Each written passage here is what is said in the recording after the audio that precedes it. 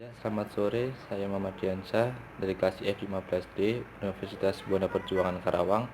Sekarang pukul 4.37 hari Minggu tanggal 7 Januari 2017. Saya akan menjelaskan apa itu pengertian OOP atau pemrograman berorientasi objek. Jadi untuk lebih lanjutnya bisa dilihat di website saya, di desktop saya sekarang.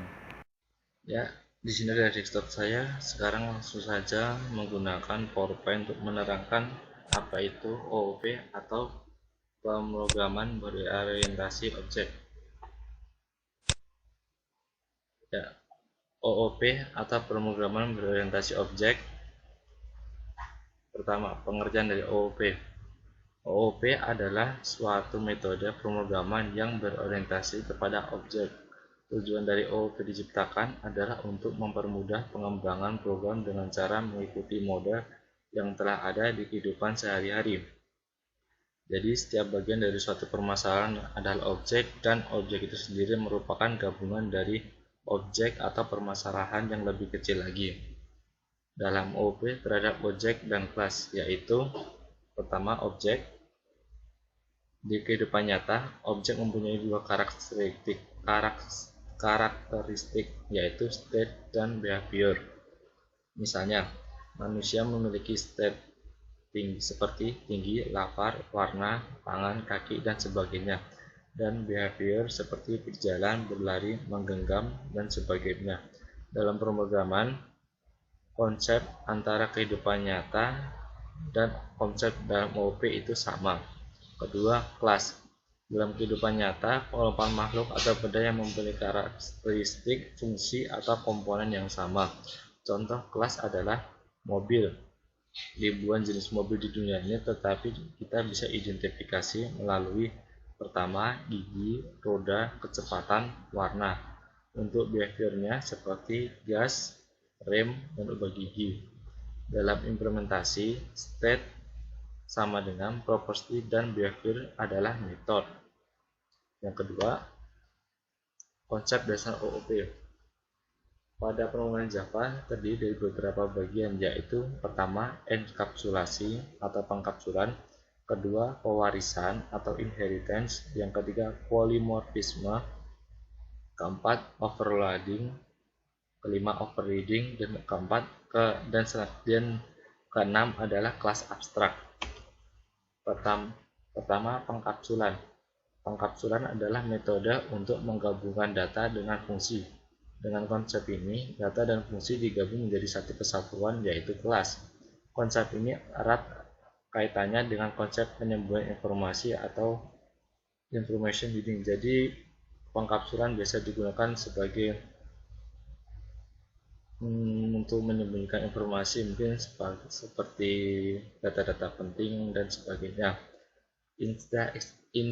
Istilah enkapsulasi sebenarnya adalah kombinasi data dan fungsionalitas dalam sebuah unit tunggal sebagai bentuk untuk menyembunyikan detail informasi.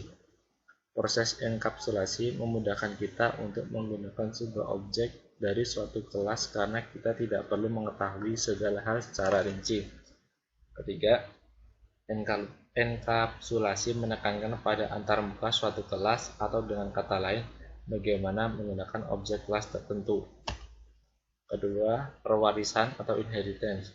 Dari konsep pewarisan ini, suatu kelas bisa diturunkan menjadi kelas baru yang masih mewarisi sifat-sifat kelas orang tuanya. Hal ini dapat dianalogikan dengan kelas manusia. Manusia merupakan turunan dari orang tuanya, dan sifat-sifat orang tua diwarisi olehnya. Bisa ditarik kesimpulan bahwa semua kelas di dunia selalu memiliki hierarki yang menggabungkan silsilah kelas tersebut. Untuk selanjutnya bisa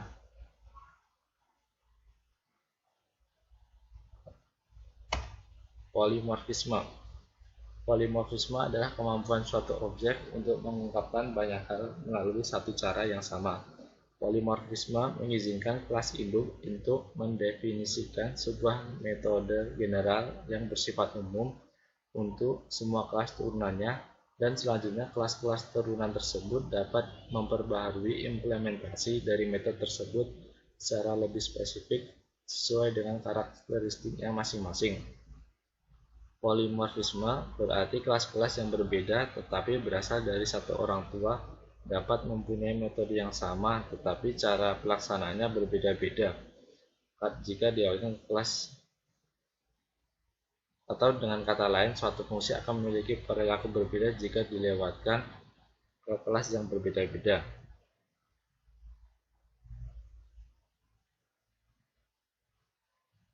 Untuk polimorfisme saya sendiri agak sedikit bingung ya.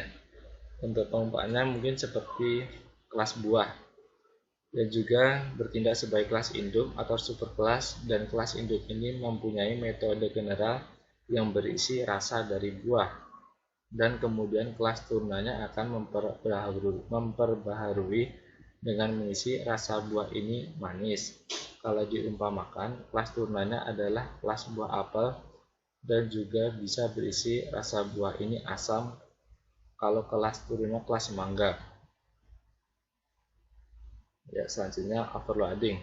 Overloading adalah suatu keadaan di mana beberapa metode memiliki nama yang sama tetapi fungsionalitasnya berbeda. Untuk overloading ini juga masuk mendukung konsep polimorfisme. Kalau diumpamakan seperti contoh di atas, maka overloading ini adalah metode rasa buah yang dimiliki oleh kelas buah apel dan mangga karena memiliki nama yang sama tetapi memiliki isi yang berbeda. Selanjutnya overriding.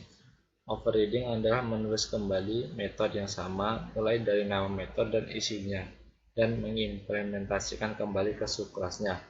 Untuk overriding konsepnya hampir sama dengan overloading, tapi kalau overloading ini menulis kembali dari kelas induknya, kelas abstrak atau kelas abstraksi. Kelas dapat diilustrasikan sebagai suatu cetak biru atau blueprint atau prototipe yang digunakan untuk menciptakan objek. Kelas merupakan tipe data dari objek yang mengenkapsulasi data dan operasi pada data dalam suatu unit tunggal. Kelas mendefinisikan suatu instruktur yang terdiri atas data kelas, data field, prosedur atau fungsi, metode, dan sifat kelas atau properti. Ya, ini adalah sumber-sumber yang bisa jika ingin mencari artikelnya lebih lanjut, dan kemudian kita akan ke bagian pemrogramannya.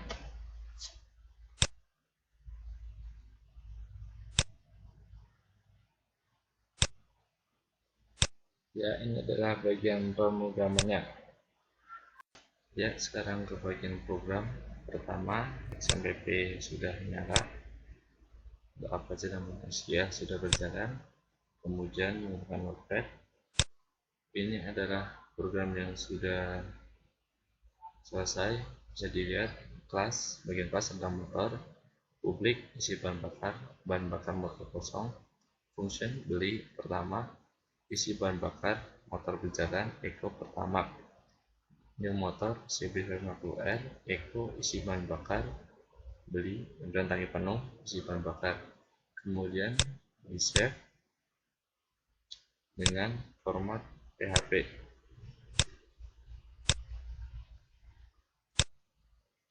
Kemudian buka Google Chrome,